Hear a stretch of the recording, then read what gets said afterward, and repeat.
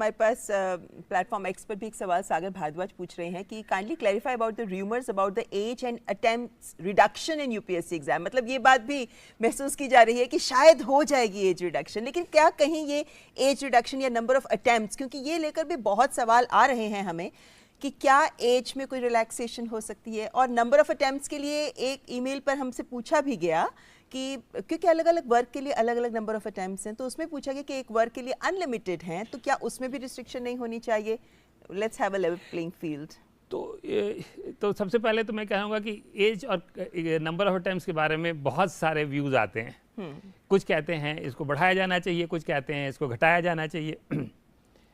आज की स्थिति आपको मालूम है, जो जनरल कैंडिडेट्स हैं उनके लिए 32 इयर्स मैक्सिमम है। ये 2014 में बढ़ाई गई थी। जब मैंने दिया था तब 26 साल होती थी। अच्छा, तो ये बढ़ाई गई है। उसी तरह से नंबर ऑफ अटेम्प्ट्स इनको भी बढ़ाया गया है।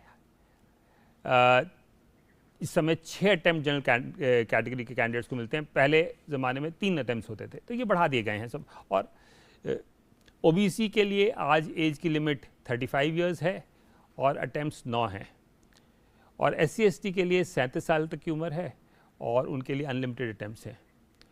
और डेजिग्नेटेड डिसेबिलिटी वाले, फिजिकली डेजिग्नेटेड डिसेबिलिटीज़ वाले कैंडिडेट्स के लिए जो है 10 साल और एडिशनल रिलैक्सेशन है। ये आज का फ्रेमवर्क है। इसमें कोई परिवर्तन करने का कोई प्रपोजल हमारे सामने नहीं है, और या हमारा ऐसा कोई विचार नहीं है। ये सब चीज़ें बहुत समय में धीरे जो करते करते एक स्टेबल सिचुएशन में पहुंची हैं। आज की सोशल सिचुएशन को देखते हुए लोग कुछ कहते हैं कम करें, कुछ कहते हैं ज़्यादा करें।